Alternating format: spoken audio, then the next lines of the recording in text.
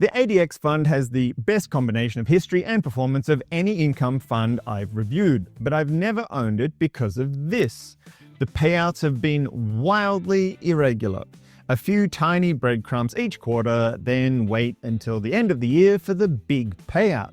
After almost a century, that policy has changed, and ADX investors can enjoy consistent quarterly distributions and a 9% yield. To give you an idea of how old this fund is, it survived the Great Depression and World War II. Yes, ADX dates back to 1929, which is when the Great Depression began, which, by the way, lasted for a decade, right up until the beginning of the war. Let's look at the income, because that's what held me back from buying this fund. The yield is currently 9% as I record this, but it's how they get to that 9% that's changed. Distribution charts are hard to find on the internet, and if you want to go back before the 1990s, it's almost impossible. The best I found was this chart from Snowball that displays payouts going all the way back to 1984. That's the year that Apple released the Apple Mac with such cutting-edge features as a wired mouse, a 9-inch black and white screen, and a single floppy drive, no hard drive. The price was just $2,500, which, adjusted for inflation, would now equate to more than $7,000. Okay, enough nostalgia. The distribution chart does look a little weird. Most years are 3 tiny little lines followed by one big line. The little lines range from 5 to 8 cents per quarter, which is nothing compared to the fund price of about $20. What was happening was a token payout each quarter. Then in December of each year, the fund distributed the net investment income to shareholders as one giant payout. ADX delivers outstanding returns, as we'll see in a moment, but as a retiree, I want regular income, at least quarterly. I don't want to wait until December each year to find out how much I'm getting paid. The good news is that they announced a new policy in 2024 that went into effect in August of that year. Sure enough, the pattern has changed. That 5-cent distribution transformed into a 44-cent distribution. Let's zoom in for a closer look. This was the last of the old 5-cent distributions, and here is where the new higher distribution began. This is the end of the year payout. Going forward, the quarterly distributions will continue to look like this, and the end of year payout will be smaller. In other words, ADX distributions are now more consistent. By the way, if you're new to the channel, I retired in 2017, and that's when I got serious about researching my investments in greater depth, and this channel is where I share what I learned. I mostly focus on stocks and funds paying consistent yields of 8 to 12%, and this one fits nicely in that strike zone. And if you'd like a copy of my portfolio, it's available via Armchair Insider, link in the description, it's free. The Adams Diversified Equity Fund, ticker ADX, is a closed-end fund that converts large-cap US stocks into consistent income. It actively manages roughly 100 stocks that are currently weighted towards tech, finance, healthcare, and consumer discretionary.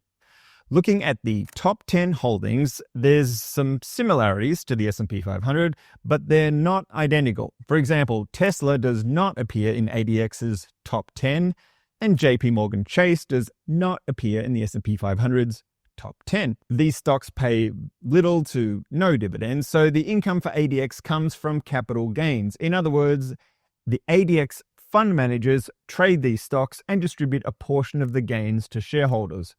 Now that's risky because it relies on the fund managers being able to consistently trade profitably. The appeal of this fund is that it has a long history of doing exactly that. Even though I can't find records going all the way back to 1929, I found a price chart going back to 1980 and distributions going back to 1984. The combination of those two things, price and distributions, is measured by total return.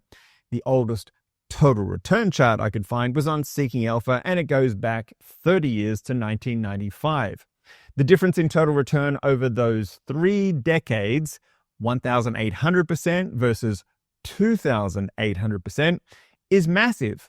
It's hard to find any investment that beats the S&P 500 over a 30-year period. It's even harder to find one that does that and pays a 9% yield. So yes, it is risky to rely on fund managers to pay you consistently by trading large cap stocks, but given their history, I think ADX has earned its credibility. Let's go back to the distributions for a moment so that I can explain what changed. Previously, ADX paid out tiny distributions for 3 quarters and most of the distribution at the end of the year.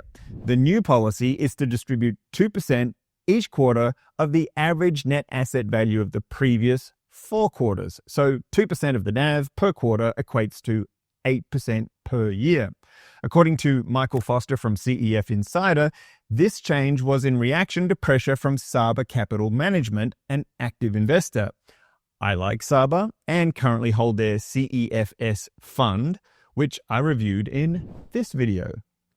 The 8% of NAV distribution is good, but it's actually a little better than that for 2 reasons.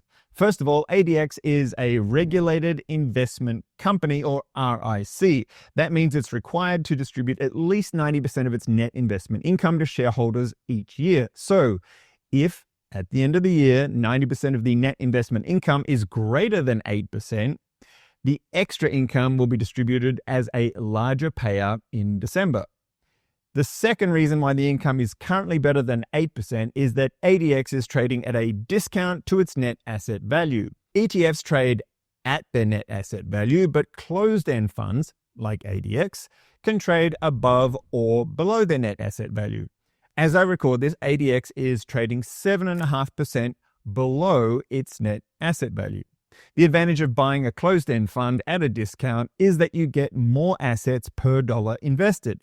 If ADX generates an 8% yield on its assets and you buy it at a discount, then you'll get a yield of more than 8% on the price you paid. I'm covering the basics in this video, but if you're seriously considering buying ADX, you can get a deeper understanding of the pros and cons by reading analysis on Seeking Alpha.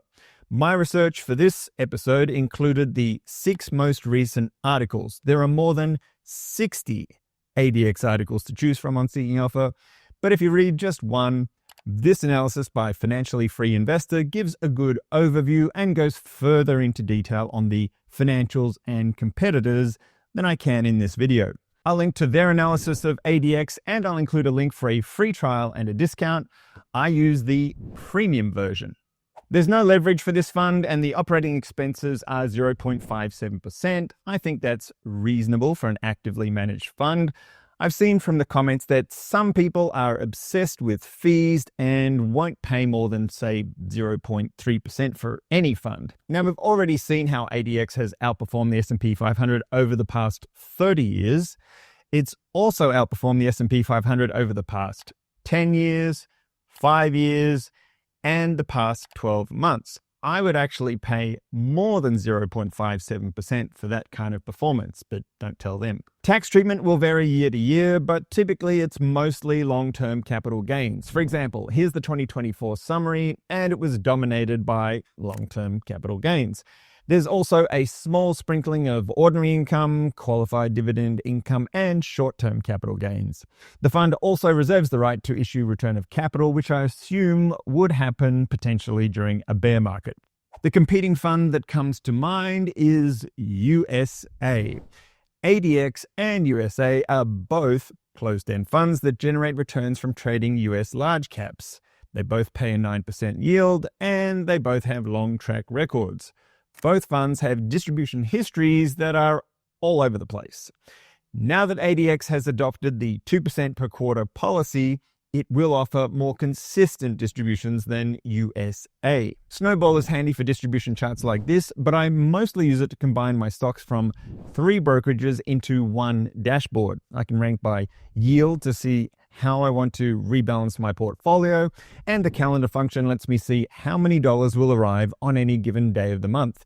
Link in the description for a free trial and a discount. Comparing total returns, ADX beats USA over the past 30 years, 10 years, and 1 year, so it's a pretty easy decision for me.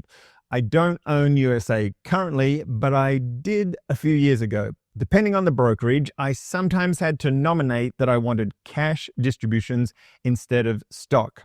Now, I haven't owned ADX previously, but I do plan to buy it. And based on this notice that I found, I may have to once again choose between cash versus stock distributions. And to a lesser extent, maybe you could consider S&P 500 covered call funds like SPYI and GPIX as competition, but ADX does not use options, and they do. To generalize, I expect ADX to do better in bull markets and covered call funds to do better in sideways or down markets. We saw that ADX is currently trading at a discount to NAV. Looking back at the past 5 years, that discount began to shrink when the new distribution policy kicked in around August 2024. Coincidence? I don't think so. In fact, I think as more investors learn about the consistent payouts, ADX will attract more capital than the $2.6 billion of assets under management that it has currently, and that the discount will most likely continue to shrink. Given the recent market volatility, I've been diversifying beyond US equities into credit, non-US investments, gold, and Bitcoin, but the US is still the heart of capitalism, and I think ADX is a good way for an income investor like me to profit from it.